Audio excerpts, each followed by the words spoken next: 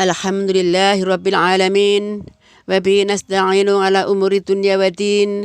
Wassalatu wassalamu ala asrafil anbiya'i wal mursalin. Wa ala alihi wa sahbihi ajma'in amma ba'd. Alhamdulillah. Subhanalladzi asra bi'abdihi laila minal masjidil haram. Laila minal masjidil haram ilal masjidil aqsa alladzi barakna haulahu linuriyahu min ayatina. Innahu huwas sami'ul basir. Shadaqallahul azim. Maha suci Allah yang telah memperjalankan hambanya pada suatu malam dari Al-Masjidil Haram ilal Masjidil Aqsa, yang telah kami berkait sekelilingnya, agar kami perlihatkan kepadanya sebagian dari tanda-tanda kebesaran kami. Sesungguhnya Dia adalah Maha mendengar lagi Maha mengetahui. Allahumma sholli ala Sayyidina Muhammadin sallallahu alaihi wasallam wa ala alihi wa ashabihi wa man tabi'ahum bi ihsani ila yaumiddin. Rabbi a'udzu bika min hamadatis syaitin wa a'udzu bika Rabbi ayadurun. Subhanaka la ilma lana illa ma 'allamtana innaka antal alimul hakim. La haula wala quwata illa billahil aliyyil azim. Allahumma barik lana fi Rajab wa Sa'bana wa balighna Ramadhana. Kita panjatkan puji syukur, alhamdulillah, pada kesempatan ini kita dapat berkumpul wajah dengan izin Allah, Zat yang Maha Ghafur, yang sampai saat ini, detik ini, masih memberikan aneka macam nikmat, mencucurkan ragam rahmat untuk kita semua. Robbi yang telah mempergilirkan datangnya siang dan malam secara rapi dan harmonis, yang telah menggantikan lajunya mentari dan rembulan secara tertib dan sistematis. Semuanya itu beredar pada porosnya, berputar pada falak yang telah ditentukannya. Dan itulah sebagian kecil dari tanda-tanda kemahabesaran Allah Subhanahu wa ta'ala. Tersaji salam dan sholawat, Allahumma sholli wa sallim ala Sayyidina Muhammad wa ala alihi wa sahbihi ajma'in.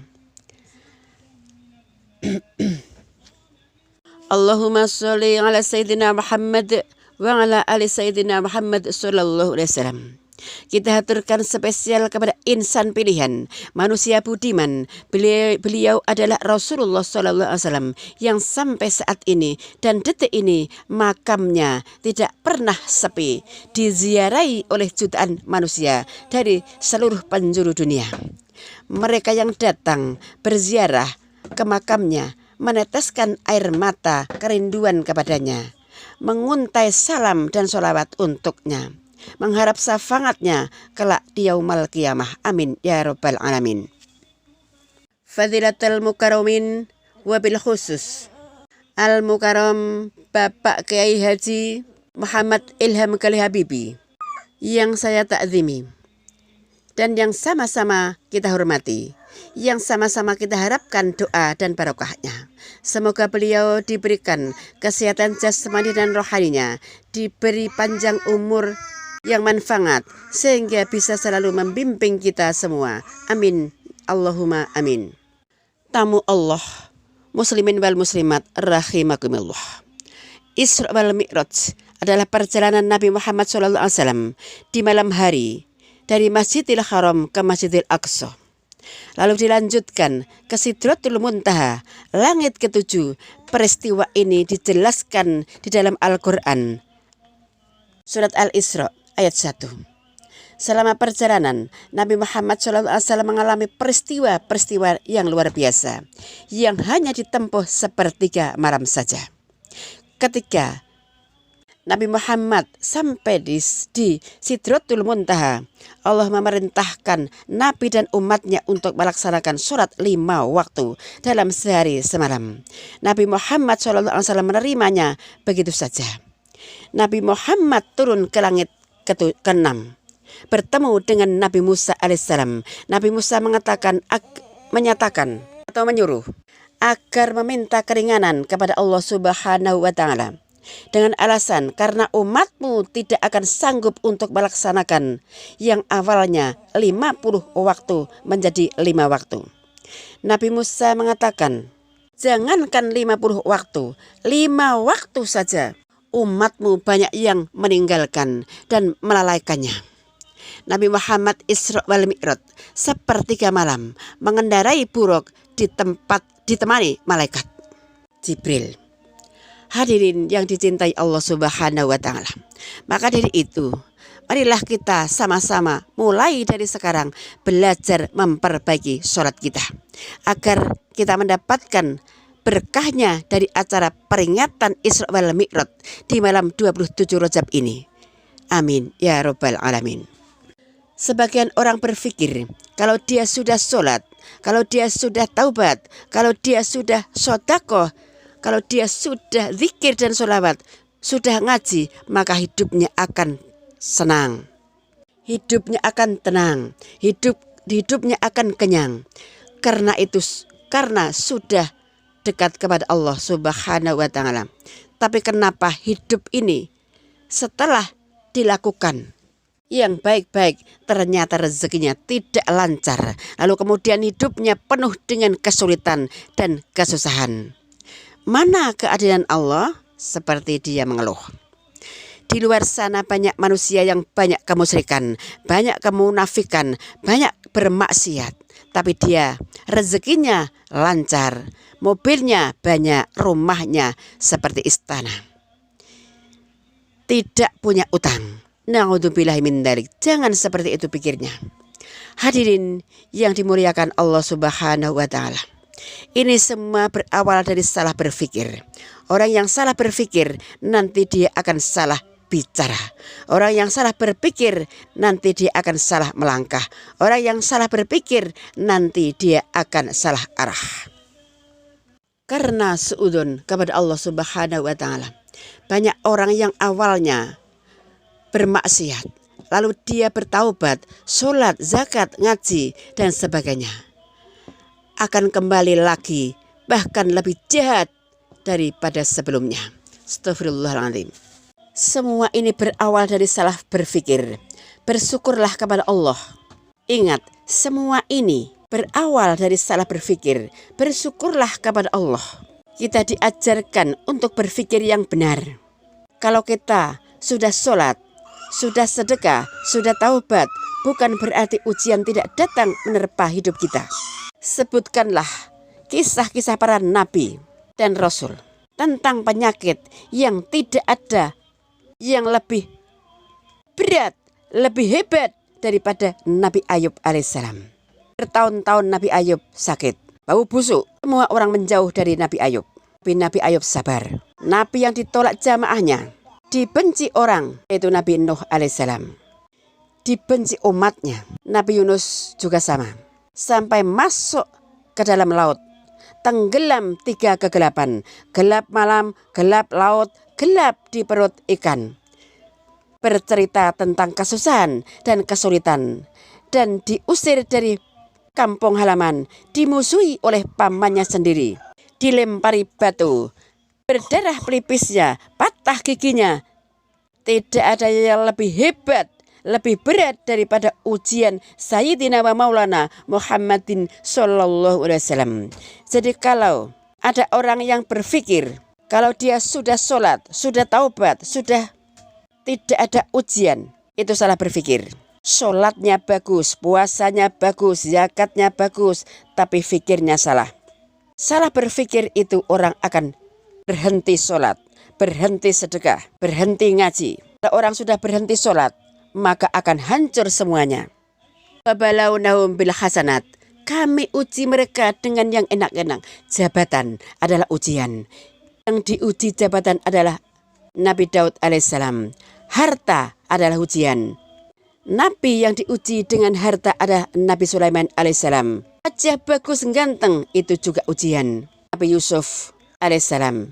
Jadi ujian itu banyak bentuk kenikmatan dan juga dalam kemiskinan, kesusahan, kemelaratan. Tapi kalau kita fahami dengan baik, semuanya adalah ujian. Maka dari itu, mencarilah kawan dan teman yang Islam dan beriman, yang bisa membimbingmu ke jalan yang diridhoi Allah Ta'ala.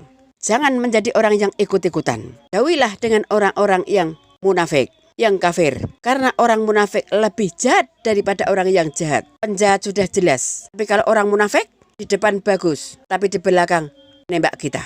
Hati-hatilah dengan orang yang munafik.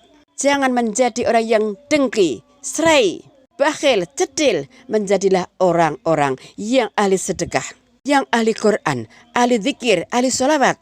Semua adalah ujian. Siapa yang akan lulus di dalam ujian ini? Orang yang kaya tapi bisa menggunakan hartanya untuk menolong agama Allah Subhanahu wa Ta'ala. Yang lulus adalah orang yang punya kuasa, punya jabatan, tapi sehari untuk berpuasa dan sehari untuk makan. Itulah Nabi Daud alaihissalam. Maka puasa yang paling disukai Allah adalah puasa Daud. Sehari makan, sehari berpuasa. Nabi Daud harinya dibagi dua. Sehari dia untuk berpuasa, sehari dia untuk makan. Walaupun dia kuasa, tapi sehari untuk mengingat Allah Subhanahu wa Ta'ala dan sehari untuk mengatur rakyatnya. Itu juga mendapatkan pahala yang besar dari Allah Subhanahu wa Ta'ala. Jadi kalau kita berpikir benar, maka insya Allah Allah akan mengabulkan semua hajat-hajatnya. Orang yang kaya itu lulus ketika hartanya itu tidak sampai ke dalam hatinya. Hanya sampai ke telapak tangannya. Hartanya diambil sebagian, diberikan untuk fakir dan miskin. Diberikan untuk yatim dan piatu. Atau diberikan orang-orang yang jihad tegakkan agama Allah Subhanahu wa Ta'ala.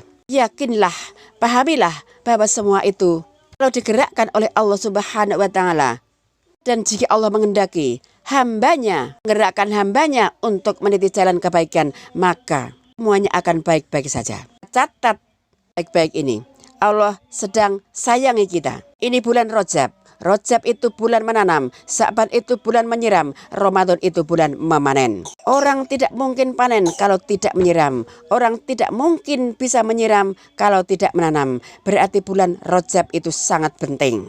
Maka orang yang beramal soleh, amal kebaikan di bulan Rajab itu punya pahala yang luar biasa. Karena bulan ini adalah bulan persiapan, bulan untuk memastikan apakah Ramadan nanti kita bisa sukses atau tidak. Itu tergantung Rajabnya. Termasuk bulan Sya'bannya ini bukan kebetulan, tapi Allah sedang mencintai kita. Maka jaga baik-baik, karena belum tentu kita mendapatkan di bulan yang akan datang. Ini adalah nikmat yang besar yang Allah berikan kepada kita semua. Mudah-mudahan Allah berikan kita istiqomah sampai husnul khatimah. Karena yang paling penting bukan amalnya, tapi istiqomahnya. Kita bisa sedekah 1 juta, tapi hanya sekali, percuma. Kita bisa sedekah, tapi hanya Rp1, tapi bisa istiqomah, itulah yang bagus. Kita bisa mengaji Al-Quran 30 juz, tapi cuma sekali. Kita bisa mengaji Al-Quran cuma 1 ayat, tapi setiap hari. Itulah yang bagus, yang istiqomah setiap hari, tapi sedikit tidak apa-apa. Bisa banyak tapi ikhlas. 10 juz, 15 juz, tapi ikhlas. Istiqomah itu pahalanya surga. Istiqomah itu memang berat. Kalau kamu mau ringan, bukan istiqomah, tapi istirahat, turu. Jadi kalau merasa berat, itu diuji. Berarti ada nikmat dari Allah Subhanahu wa Ta'ala. Innalladzina, sesungguhnya orang-orang, qalu, mereka mengatakan, Rabbunallah, Tuhan kami adalah Allah. Apa maknanya? Dia iman kepada Allah. Dia yakin kepada Allah. Dia mendekat kepada Allah Subhanahu wa Ta'ala. Taqamu, kemudian dia istiqomah. Apa itu istiqomah? Istiqomah itu artinya istimror, berkelanjutan, terus menerus. Dia istiqomah di jalan Allah. Wa absiru bil jannatil lati kuntum tu'adun, dan gembiralah mereka dengan memperoleh surga yang telah dijanjikan Allah kepadamu. Allah akan janjikan untuk kita. Maka tujuan hidup ini bukan di sini, tapi di sana. Dunia ini tempatnya berjuang, tempatnya ujian, tempatnya permasalahan. Maka di dunia ini tempatnya ngarit. Kalau sudah dapat bekal banyak pulang. Dunia ini tempatnya susah. Nanti enaknya kita itu bukan di sini. Mudah-mudahan Allah masukkan kita ke surga Itu yang kita inginkan. Maka setelah sholat, jangan pernah lupa doa. Allahumma inna nas'aluka ridhoka wal jannah wa na'udzubika min sakhatika wan nar. Ya Allah, sesungguhnya kami berharap kepadamu ridhomu dan surgamu, dan kami berlindung kepadamu dari siksamu dan api nerakamu. Ini dibaca setiap habis sholat. Jangan suka takabur. Siapa yang takabur, sombong sebesar biji sawi, maka tidak akan masuk surga. Jangan sombong, saya sudah pintar, saya paling benar. Orang yang merasa soleh itu salah, tapi orang yang merasa salah itu soleh. Lihatlah diri kita sendiri kotor dan salah. Lihatlah orang lain dia bersih dan benar. Itulah yang bagus. Seharusnya kita menyelami lautan ilmunya Allah. Maka orang itu tidak tahu apa-apa. Walaupun dia pinternya berkepala. Maka saya mengharap kepada Allah Subhanahu wa Ta'ala, semoga kita diberi kelembutan hati, kesabaran, ketabahan iman, dan kita dibimbing untuk makin istiqomah. Sampaikan kabar gembira bagi orang-orang yang sabar. Wa basyiris sabirin. Sabar itu harus menghadapi masalah. Ada salahnya dari saya pribadi kalau ada benarnya dari Allah dan Rasulnya.